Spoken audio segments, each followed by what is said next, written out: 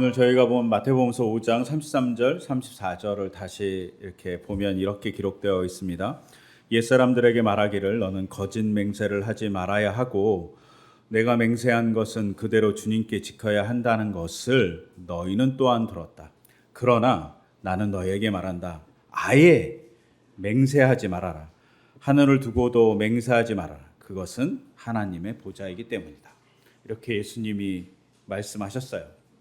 그리고 예수님이 말씀하신 내용은 맹세하지 말라는 겁니다.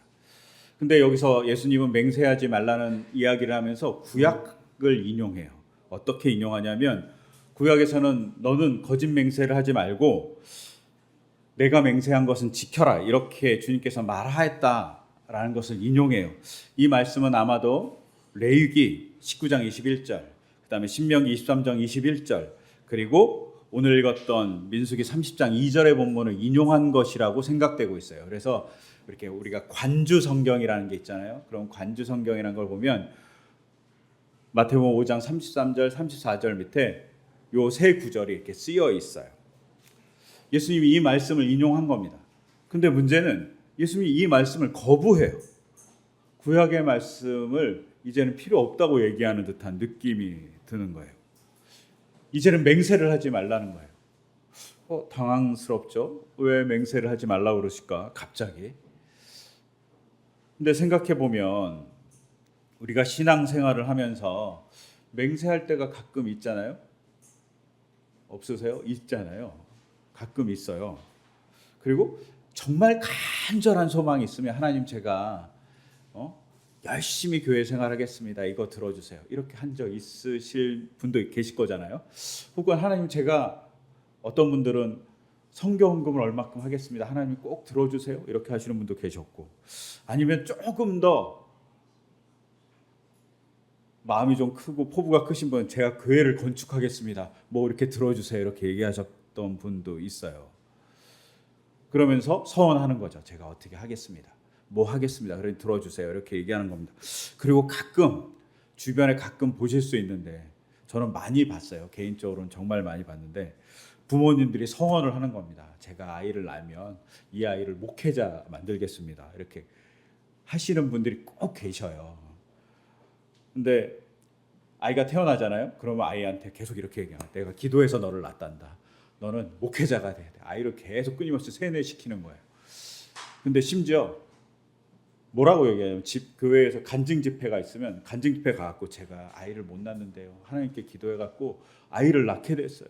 그리고 그 기도할 때 아이를 하나님께 바치겠다고 그랬어요. 꼭 한나같이. 어머니가 이제 사무엘을 낳은 한나같이 되고 싶으신 거죠. 한나같이 제가 이렇게 기도해서 얻었어요. 그러면 듣고 있는 성도들은 막 그냥 갑자기 막 환호하시고 아멘하시고 막 그러거든요. 그러면서 자기도 신앙의 도전을 받아요. 아이는 이제부터 어른 모든 사람이 그 아이를 볼 때마다 이렇게 쟤는 기도해서 난 아이야.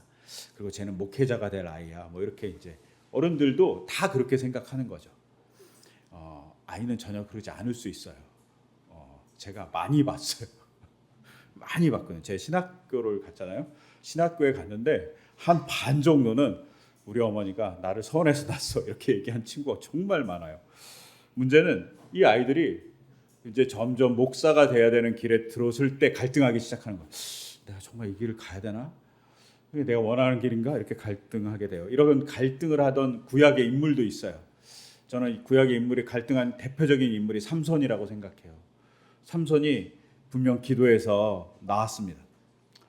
하나님이 나실인이 될 아이를 주겠다고 해서 그 아이를 낳았잖아요. 사람들이 다 나실인이라고 얘기하고 너는 이스라엘 구할 사람이야 이렇게 얘기했습니다. 근데 삼손의 행동을 보면 좀 이상하지 않습니까? 시체를 만지고 주검을 만지고 나실인이 절대 하면 안 되는 겁니다. 또 이방 여자와 결혼하고 또 창녀한테 찾아가고 뭐 이런 일들이 막 성경에 기록되어 있어요. 나실인은 좀 거룩할 것 같은데 이분 거룩하지 않아요.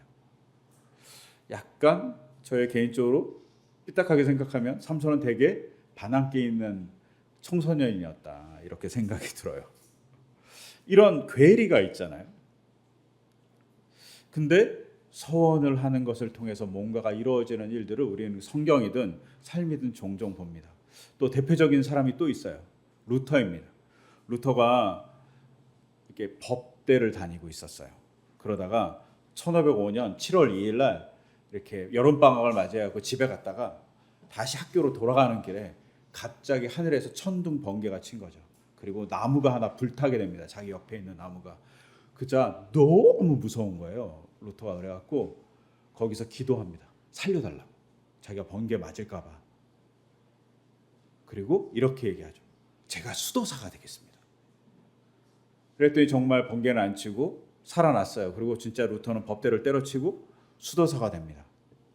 그리고 우리가 잘 아는 대로 엄청난 종교개혁가가 됩니다. 서원이 있는 일들이 존재하죠. 이렇게 되면 예수님의 말씀을 따르지 않는 사건들이 종종 발생하는 겁니다. 저희의 삶에서도. 또 가끔 교회에서도 서원 같은 거 비슷한 거 계속 하잖아요. 언제? 사순절날 40일 새벽기도 하면서 뭔가 하잖아요. 대림절날 뭔가 하면서 뭔가 해요. 혹은 특정한 기간 아니면 연초에 일주일 동안 새벽기도 하면서 우리 뭐 합시다 이렇게 얘기하면서 약간 서원 비슷한 거 다 하잖아요. 이렇게 보면 교회가 하고 있는 일이 맹세하지 말라는 예수님의 말씀을 범하는 것 같은 느낌인 거예요. 어렵잖아요. 그럼 예수님 말씀 어떻게 지켜야 되는 건지 이런 고민이 들게 됩니다. 이거를 좀 잘 풀 수 있는 해답은 예수님의 말씀에 있어요. 예수님의 말씀 중 오늘 읽었던 마태복음 5장 37절에 이렇게 기록되어 있어요. 너희는 예할 때는 예라는 말만 하고 아니오할 때는 아니오라는 말만 하여라. 이것보다 지나치는 것은 악에서 나온 것이다. 예할 때는 예하라는 것이죠. 근데 예한 게 뭘 예할까요? 말씀에 예하는 겁니다. 이거 말씀에 하라고 그랬으면 그거대로 행동하는 겁니다. 말씀에 그것을 하지 말라고 했으면 아니오라고 얘기해서 안 하는 겁니다. 이러면 맹세할 필요가 없다는 것이죠. 한번 생각해 보세요. 담배를 피지 않는 사람이 있어요. 근데 그 사람한테 금연 서약을 하라고 그러는 게 소용이 있을까요? 소용이 없습니다. 부부가 너무 사랑하면서 사이가 좋아요. 자녀들도 엄마 말 아빠 말 잘 들어요. 근데 그 부부와 아이들에게 서약하라고 그런 거예요. 다음부터는 남편을 사랑하겠습니다. 아내를 사랑하겠습니다. 아이들은 엄마 말을 들겠습니다. 엄마 아빠는 아이들을 잘 대해주겠습니다. 서약하라는 거예요. 아무 소용이 없는 거죠. 이미 잘하고 있는 일, 이미 행동을 잘하고 있는 것에 대해서는 서약이 필요가 없습니다. 즉 예수님이 요구하는 건 뭐냐면 너희가 서약이 필요 없을 정도로 살아라 라고 얘기하는 거예요. 엄청난 도전을 하라는 겁니다. 이스라엘 백성이 왜 맹세를 했을까요? 잘 안 되니까 맹세한 거예요. 예수님 당시의 사람들이 왜 그렇게 열심히 맹세했을까요? 신앙을 잘 안 되면서 잘 되는 것 같이 포장하고 싶으니까 맹세한 겁니다. 성경에 맹세의 황당한 경우가 한번 나와요. 이걸 잘 읽다 보면 뭔 말인지를 알 수가 없는 문장이 있어요. 그 문장이 뭐냐면 예수님이 겟세마네 동산에서 로마와 유대인들 지도자에게 잡혀서 대제사장한테 가서 이제 신문을 당해야 돼요. 그때 신문을 당하면서 제사장이 질문한 내용이에요. 그게 마태복음 26장 63절에 나오는데 제가 읽어드리면 이렇게 표현되어 있어요. 그러나 예수님께서는 잠자코 계셨다. 그래서 대제사장이 예수께 말하였다. 내가 살아계신 하나님을 걸고 맹세한다는 거죠. 그대에게 명령하니 우리에게 말해 주시오. 그대가 하나님의 아들 그리스도요. 이렇게 물어봅니다. 좀 되게 이상하지 않습니까? 우리가 어렸을 때 막 얘기하다가 아이가 막 황당한 얘기를 얘기하면 상대편이 이렇게 얘기하는 너 하늘 두고 맹세할 수 있어? 너 100만 원 두고 맹세할 수 있어? 뭐 이런 되게 장난스러운 얘기를 하잖아요. 그때 너가 맹세하는 거잖아요. 그런데 오늘 좀 전에 읽었던 마태복음 26장 63절의 이야기는 되게 이상해요. 제사장 자신이 살아계신 하나님을 걸고 그대에게 명령한다. 예수 너에게 명령한다. 이렇게 얘기하는 거예요. 자기가 맹세해요. 예수님이 맹세해야지. 만약에 너 하나님을 두고 맹세하면서 거짓 얘기할 수 있어? 이렇게 물어봐야 되는데 자기가 맹세해요. 왜? 자기를 드러내고 싶으니까 주객이 바뀌어 버려요. 대제사장이 이 정도 얘기를 하는 시대라는 거죠. 맹세를 아무 때나 하는 겁니다. 그리고 맹세를 하면 뭐 자기가 잘 하는 것 같이 드러내 보이는 모습을 예수님 당시의 사람들이 갖고 있었던 것이죠. 그래서 예수님 당시의 사람들은 맹세를 할 때 가끔은 이렇게 맹세하는 거죠. 서원을 하면서 제가 하나님 금식하겠습니다. 공개적으로 얘기합니다. 그리고 뭐 하겠습니다. 내가 이렇게 선한 사람, 그런 얘기를 하면서 맹세하면서 이렇게 자기를 드러내는 거죠. 헌금할 때도 마찬가지. 하나님 제가 뭘 바치겠습니다. 막 맹세를 해요. 그래놓고 자기를 막 드러내는 거예요. 공개적으로. 원래는 금식을 하거나 헌금을 하는 목적은 하나님을 사랑하기 때문에 하나님 앞에 더 진지하게 나가고 싶어서 하나님의 백성으로 더 살고 싶어서 뭐 금식을 하든 헌금을 내는 거잖아요. 근데 그런 목적은 다 없어졌어요. 그리고 그들의 맹세는 뭐냐면 자기를 드러내는 데 목적이 있어요. 그러니까 예수님이 그 당시 사람들에게 이렇게 얘기하는 거예요. 맹세하지 말아라 이제 너희는. 그렇게 자기를 드러내는 맹세는 필요 없다. 진짜 해야 될 건 뭐냐? 말씀대로 살아라. 살면 맹세가 필요 없다라고 얘기합니다. 우리에게 하는 것 같죠. 말씀대로 매일 살면 다른 게 필요 없겠죠. 그렇다면 우리가 다시 반문 하나 할 수 있죠. 민수기 본문은 왜 맹세에 대한 얘기를 하고 있을까? 왜 서원에 대한 얘기를 하고 서약에 대한 얘기를 하고 있을까? 이 본문이 위치도 웃겨요. 위치도 대단히 애매모호해요. 왜? 민수기 마지막 본문이고 사실은 이 본문이 뒤에는 다른 얘기들이니까 하나님께서 율법으로 얘기하는 마지막 이야기가 서원, 맹세 혹은 서약에 대한 이야기예요. 너는 꼭 서약해 라고 얘기하는 거예요. 즉 서약이 엄청 중요한 거예요. 왜 중요할까요? 서약이 중요한 이유는 상황입니다. 예수님 시대와 다른 상황이 이들에게 있었기 때문입니다. 또한 이런 상황은 어쩌면 지금의 우리의 상황하고 비슷합니다. 서약하고 그것을 드러내야 될 모습이 우리의 상황과 비슷하다는 이야기입니다. 그런데 이 본문은 더 특이한 한 가지를 더 갖고 있어요. 오늘 읽었던 민수기 30장 1절을 다시 보면 이렇게 기록되어 있어요. 앞부분에 모세는 이스라엘 자손의 각 우두머리에게 말하였다. 서약에 대한 서원에 대한 이야기를 하는데 모세가 누구한테 얘기하냐는 거예요. 우두머리들한테 얘기해요. 지도자들한테. 그러면 민수기 본문에서 지도자들만 두고 맹세하고 말씀하시고 법을 지키라고 한 내용이 뭐가 있냐는 겁니다. 민수기 본문에서 이게 유일합니다. 서약하라는 내용의 지시사항을 받은 사람은 누구냐면 우두머리, 즉 지도자들입니다. 근데 지도자들이 이렇게 서약에 대한, 서원에 대한, 맹세에 대한 이야기를 이렇게 받았는데 3시작 본문을 다 읽지 않았지만 잘 읽어보면 한 90%는 여자에 대한 이야기예요. 곤란스럽죠? 오늘도 좀 있지만 여자에 대한 이야기가 대부분이에요.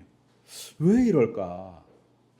라는 의문이 들기 시작해요. 아니 지도자에 대해서 서원을 지키라고 하면서 왜 여자에 대한 얘기를 이렇게 쭉 할까? 질문하지 않을 수 없어요. 근데 대충 여자에 대한 서약에 대한 본문을 요약하면 이래요. 미혼한 딸이 있으면 그의 서약에 대한 책임은 아버지에게 있어요. 아버지가 허락해 줘야지만 서원이든 맹세든 서약이든 성립이 돼요. 만약에 아버지가 그걸 거부하잖아요. 그러면 서약이 안 돼요. 또 결혼한 여자는 남편에게 있어요. 그래서 남편이 그 서약을 승인해 줄 때만 서약이 되는 거예요. 서원이 되는 거예요. 근데 만약에 남편이 취소하잖아요. 그러면 서원이 안 되는 거예요. 맹세도 안 되고. 이렇게 보면 무슨 생각이 들죠? 첫째, 여자로서 기분이 나빠요. 왜 나도 서약할 수 있는데 괜히 또 뭐 꼭 남편의 허락을 받고 또 아빠의 허락을 받고 아들은 허락을 안 받아도 된다 그러고 뭐 기분이 나쁘잖아요. 근데 이 당시 남성주의 사회였으니까 이런 얘기가 되는 거죠. 근데 남성주의 사회라고만 볼 수 없는 또 하나가 있습니다. 뭐냐? 우두머리라는 관점입니다. 집안의 가장이, 뭐 이건 남성이든 여성이든 오늘날 마찬가지일 겁니다. 가장이 서원에 대해서 책임져야 한다는 얘기입니다. 집안이 같이 그 서원을 책임지고 그 서원을 지키도록 같이 노력해야 된다는 전제가 따릅니다. 그러니까 우두머리한테 얘기하는 거예요. 근데 이렇게 우두머리한테 얘기한 서원의 주 내용이 뭐냐? 오늘 읽었던 민수기 30장 2절은 뭐라고 얘기하냐면, 남자가 나 주에게 서원하였거나 맹세하여 스스로 자제하기로 서약하면 이라고 되어 있어요. 서원의 대부분은 자제하는 겁니다. 내가 뭐 하는 것을, 내가 뭘 갖고 싶은 것을, 내가 먹고 싶은 것을, 내가 행동하고 싶은 것을 좀 자제하는 것이 서원의 대부분의 내용입니다. 뭔가를 안 하는 거예요. 일상적인 일을. 근데 이거 잘 드러나는 게 나실인에 대한 규정이잖아요. 나실인은 어떻습니까? 나실인에 대한 규정을 보면 나실인은 머리를 못 잘라요. 나실인 기간 동안 삼손은 평생이었겠지만 웬만한 사람은 평생은 아니었어요. 그래서 머리를 못 잘라요. 또 뭘 못 하냐면 포도나 포도주, 술을 못 마셔요. 생각해 보세요. 머리가 막 길어요. 사람들이 다 알 거가 아닙니까? 저 사람 나실인이네.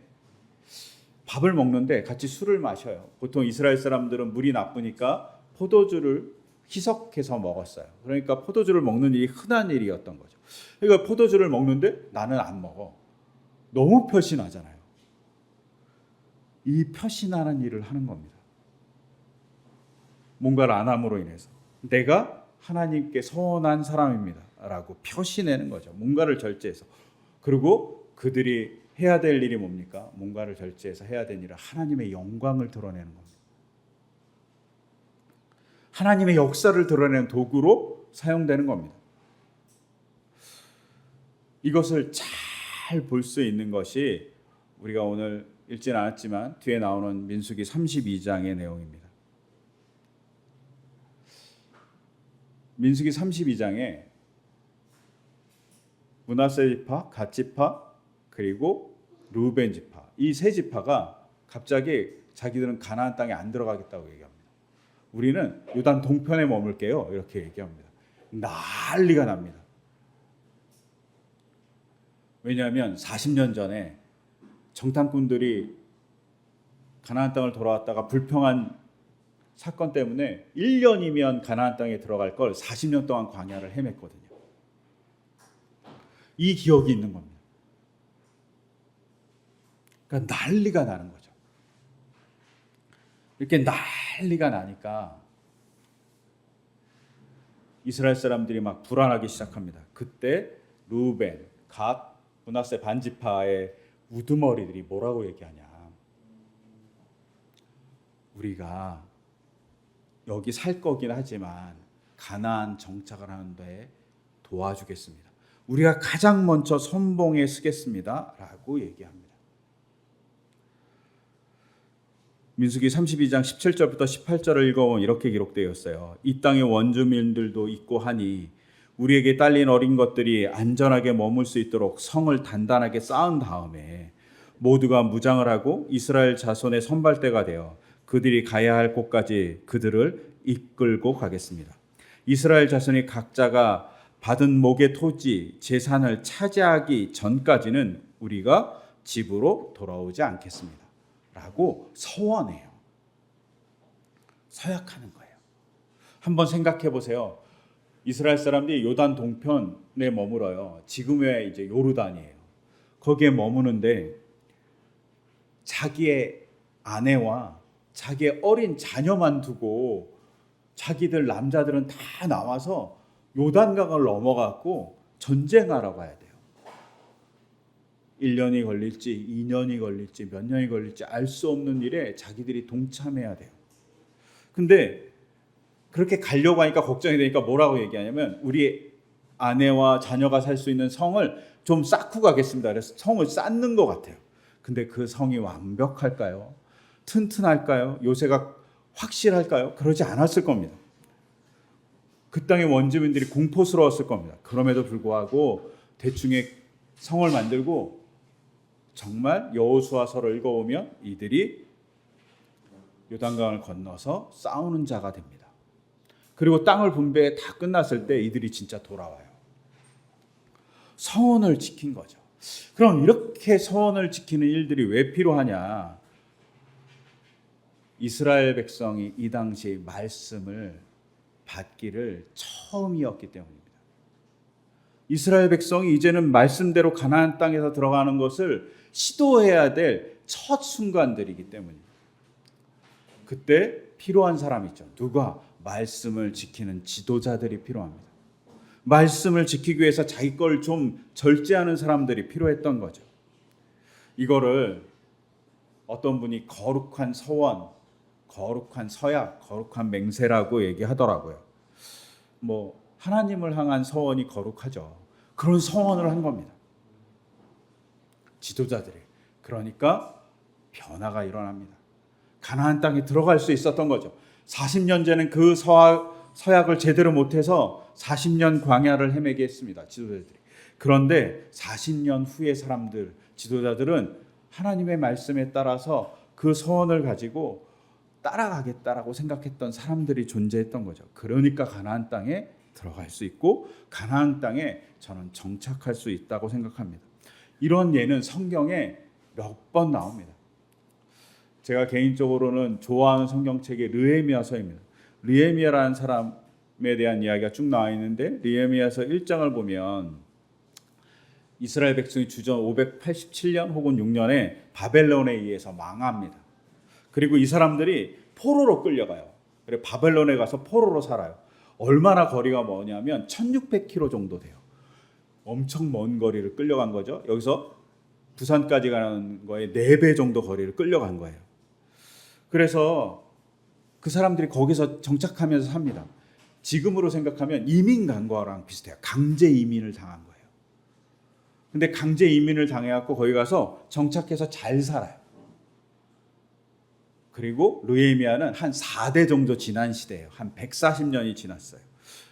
140년이 지난 다음에 느헤미야의 가족 중에 형제 중에 하난이라는 사람이 예루살렘에 잠깐 방문하게 돼요. 그리고 방문해서 예루살렘을 보고 온 내용을 느헤미야에게 얘기해 줍니다. 하난이가 자기가 예루살렘에 가서 보니 예루살렘 성이 다 파괴되고 성문은 불타 있었습니다. 사람들은 너무 살기 힘들었습니다. 이렇게 얘기를 해요. 그러자 느헤미야가 어떻게 반응했을까요?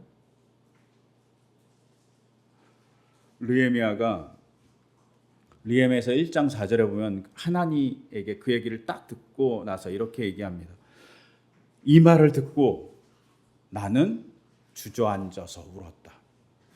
나는 슬픔에 잠긴 채로 며칠 동안 금식하면서 하늘의 하나님께 기도하며 라고 되어 있습니다. 느헤미야가 금식한다는 서원을 어쩌면 했을지 모르겠어요. 주저앉아서 웁니다. 뭘 위해서? 140년 전에 떠나왔던 예루살렘을 위해서 1600km 떨어져 있는 예루살렘을 위해서 기도합니다. 회복시켜달라고. 근데 회복시켜달라고 단순히 기도한 게 아니라 이 사람이 뭐라고 기도하냐면 느헤미야 1장 9절에 우리가 주님께로 돌아와서 주님의 계명을 지키고 실천하면 쫓겨난 우리가 하늘 끝에 가 있을지라도 주님께서 거기에서 우리를 한데 모아서 주님의 이름을 두려고 했던 택한 곳으로 돌아가게 하겠다고 하신 그 말씀을 이제 하나님 기억하여 주십시오라고 기도합니다. 근데 이 기도 전에 뭐라고 기도하냐면 이렇게 이스라엘 백성이 어렵고 힘든 일은 내 죄입니다 이렇게 기억합니다. 느헤미야가 무슨 죄를 졌어요? 예루살렘이 회파되고 망하고 막 성문이 불타고 한 게 느헤미야의 죄예요. 1600km 떨어져 있고 140년 전에 이미 이민 와 있는 사람인데 이 사람이 잘못한 게 없잖아요. 그런데 자기가 잘못했다고 얘기해요. 그러면서 하나님 회복시켜 달라고 기도합니다. 이 기도를 편하게 하는 거죠. 이 기도를 바벨론 페르시아의 사람으로서 편하게 합니다. 막 우상들이 있고 많은 사람들이 섬기고 막 다른 신을 섬기는 그 사회에서도 편하게 막 나는 하나님을 믿어. 그리고 하나님을 믿는데 내 동족이 힘들어 하면서 힘들어하는 모습을 막 보여줍니다. 그래서 느헤미야 2장에 뭐라면 이 사람 낯빛이 안 좋다고 나와 있어요. 너무 걱정을 하니까. 근데 이 사람이 느헤미야가 어떻게 됩니까? 1장 맨 끝에 보면 술 맡은 관원이 된다고 써 있습니다. 술 맡은 관원이 주방장이 됐다는 말이 아니라 이 당시 아닥사스다 왕 그 계열의 사람들 중에 가족 중에 독살당한 사람들이 좀 있었어요. 그래서 음식을 먹는 것은 되게 중요한 일이었고 음식을 관리하는 관리는 되게 높은 고위직 관리였습니다. 느헤미야가 고위직 관리가 됩니다. 이방인이잖아요. 아닥사스다 왕에게는 느헤미야는 이방인이에요. 그런데 그를 고용합니다. 그리고 이렇게 고용됨으로 인해서 고위직 관리가 됨으로 인해서 이 사람이 뭘 하냐? 예루살렘의 총독으로 파송돼서 예루살렘 성벽을 회복하는 사람이 됩니다. 금식이라는 서원 그리고 자기를 절제해서 예루살렘의 회복을 기도하는 사건으로 인해서 놀라운 역사가 발생한 겁니다. 여러분 저는 오늘 한국교회에서 없어진 것 중에 하나가 서원 같아요. 저도 마찬가지인데 하나님께 헌신하는 자제, 하나님께 헌신하는 금식 이런 게 사라진 것 같아요. 그리고 하나님 제가 뭘 하겠습니다라고 하는 그런 다짐이 사라진 것 같아요. 그냥 한국교회 요새 있는 건 뭐냐면 예수님이 살던 시대에 유대인 같아요. 자기가 서원한 걸 자랑하고 자기가 헌금한 걸 자랑하고 자기가 기도해서 뭔가 응답받은 걸 자랑하는 것에 급급한 시대가 된 거 아닌가? 예수님이 너무 싫어했던 거, 맹세하지 말라고 하는 그 시대가 된 거 아닌가? 라는 생각이 들어요. 이때 역설적으로 민수기의 시대와 동일하다고 생각돼요. 역설적으로 이제는 뭘 해야 되냐? 하나님의 말씀에 따라 도전하는 사람들이 필요하다는 거죠. 그리고 하나님의 말씀에 따라 살려고 노력하는 사람들이 필요하다고. 그리고 그 행동이 하나님의 말씀에 딱 맞아야 되는 사람들이 필요하다고 생각돼요. 제가 최근에 이제 제가 있는 일하는 곳에 이제 젊은 친구들이 있으니까 젊은 친구들이 배우자를 위해서 어떻게 기도해야 되냐고 저한테 물어봤어요. 제가 뭐라고 그랬을까요? 배우자를 위해서 기도하는 건 딱 한 가지밖에 없다고. 그리고 배우자를 위해서 구체적으로 기도할 게 뭐냐고 물어서 배우자를 위해서 구체적으로 기도할 건 없다고 그랬어요. 왜? 성경상의 배우자를 위해서 기도하려면 딱 하나밖에 없었어요. 제가 아는 한 성경엔 딱 한 구절밖에 없어요. 잠언 19장 14절에 이렇게 기록되어 있어요. 집과 재물은 조상에게 물려받은 유산이지만 슬기로운 아내는 주님께서 주신다. 배우자에 대한 얘기 딱 하나예요. 집과 재물은 조상에게서 물려받은 유산이지만 슬기로운 아내는 주님께서 주신다라는 말씀이 딱 하나 배우자에 대한 얘기라고 저는 생각해요. 그래서 기도할 수 있는, 만약에 배우자에 대한 기도를 해야 된다라고 청년들한테 얘기한다면 저는 슬기로운 아내를 달라고, 슬기로운 남편을 달라고 기도해야 된다. 근데 대부분의 구체적인 기도는 뭐에 있냐면 재물과 집에 있어요. 근데 성경은 이걸 뭐라고 얘기하냐? 조상이 물려준 거라고 얘기해요. 아니면 세상이 준 거라고 얘기하는 거죠. 많은 사람들이 배우자를 위해서 구체적으로 기도한다는 건 집과 재산이잖아요. 이게 아니라고 얘기하는 거예요. 정말 예할 것을 예하고 아니오할 거에 아니오하라는 것이 중요하죠. 근데 왜 제가 기도와 맹세를 같이 혼용하면서 지금 얘기할까요? 갑자기 의문이 들죠. 왜냐하면 기도라는 이 단어랑 맹세라고 얘기하는 헬라어 단어가 70인역에서는 똑같기 때문이에요. 서원하다는 단어 히브리어 나다르를 헬라어는 어떻게 번역했냐면 유코마이라는 헬라어로 번역했어요. 근데 이 나다르, 네데르란 이 서약하다는 단어를 유코마이라고 번역했는데 헬라어로. 근데 유코마이란 단어의 첫 번째 뜻은 기도예요. 두 번째 뜻이 서약이에요. 즉 기도하는 곳에 서약이 존재하는 것이죠. 그럼 제대로 기도해야 되는 거죠. 어떻게 제대로 기도해야 되냐? 하나님의 말씀에 따라 기도하는 거죠. 하나님의 말씀을 성취하기 위해서, 하나님의 나라를 성취하기 위해서 기도하는 것이 기도여야 되죠. 우리가 궁핍하고 어려울 때 기도해요. 저도 그래요. 인간의 기본적인 욕구를 위해서 기도해요. 근데 그것이 기본적인 욕구를 이룰 때 하나님의 나라, 하나님의 뜻을 이루는 도구로서 사용될 수 있게 해달라고 기도하면서 기본적인 욕구를 기도해야 되는 거죠. 결혼도 마찬가지죠. 슬기로운 사람을 하나님 배우자로 달라는 건 하나님의 말씀의 기준에서 내가 기도하니 그것을 성취해 주신 하나님이 있음을 고백하는 것이 바로 말씀을 따라서 기도하는 자세이겠죠. 즉 서약은 기도와 연결돼 있어요. 그리고 그 기도가 바라야 된다고 얘기하는 거예요. 예수님이 우리에게 요구해요. 바르게 기도하라고. 그리고 하나님의 나라, 하나님의 뜻이 어떻게 되는지 고민하고 그걸 기반으로 기도하라고 얘기하는 거예요. 내 욕구나 내가 드러나는 것을 위해서 기도하지 말라고. 제가 최근 들어서 이렇게 큰 기도 집회에 영상을 일부러 볼 수밖에 없는 처지가 놓여갖고 일부러 봤어요. 그러다 화가 엄청난 거예요. 왜? 욕구의 자리였기 때문이에요. 자기의 욕구를 들어준 하나님에 대해서 찬양하는 거예요. 기도는 그런 게 아니잖아요. 분명 기도는 욕구를 들어주기, 욕구를 얘기하는 거지만 그 기도의 첫 번째 일은 뭐냐? 하나님의 뜻을 실현하기 위해서 내가 어떻게 행동합니까? 물어보는 겁니다. 내 욕구가 하나님의 뜻을 드러낼 수 있도록 바꿔달라고 하나님께 기도하는 거지. 하나님이 내가 이렇게 기도해서 이걸 들어줬어요. 간증하는 게 아니에요. 그건 예수님이 가장 싫어했던 바리새파 율법학자들의 모습이에요. 근데 우리가 그러고 있는 거예요. 이런 시대에 요구하는 건 뭐냐? 민수기에서 얘기한 대로 서원하고 그 서원을 제대로 성취하는 사람들이 필요하다는 거죠. 그 서원은 하나님의 말씀에 따라 살려고 노력하는 겁니다.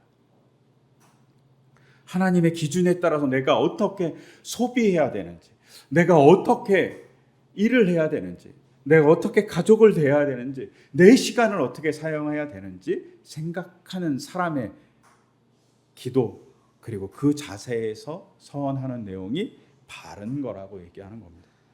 여러분, 그럴 시대가 됐습니다. 우리가 그렇게 살아가야 합니다.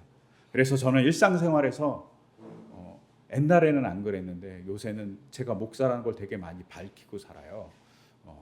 근데 우리 성도님들, 여기 계신 모든 분들이 자기가 기독교인이라는 걸 밝히면서 당당하게 살았으면 좋겠어요. 그리고 그것을 가지고 내가 기독교인이기 때문에 이 일을 해요 라는 고백들을 항상 하는 삶이 저는 얘가 되고 아니오가 되는 삶 같아요. 그리고 이것이 서원하는 자세 같아요. 이런 서원하는 자세로 오늘을 살고 내일을 살아가는 우리였으면 해요. 그럴 때 하나님이 우리를 보면서 기뻐하지 않으실까 생각합니다. 그럼 우리의 삶이 될 수 있게 해달라고. 또 우리의 서원이 정말 종교적인 리더로서의 그런 서원이기를 소망해요. 그리고 그걸 통해서 하나님의 역사를 고백하는 우리가 되기를 간절히 소망합니다. 그렇게 될 수 있도록 이 시간 제가 잠시 기도하겠습니다. 하나님, 우리가 온전히 하나님의 말씀에 따라 살고 싶습니다. 그러기 쉽지 않습니다. 그렇게 살려고 서원하고 싶습니다.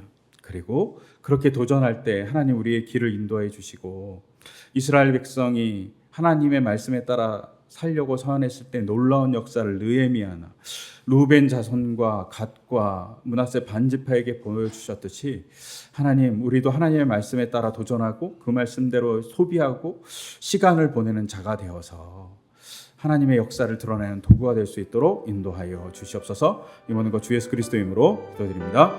아멘.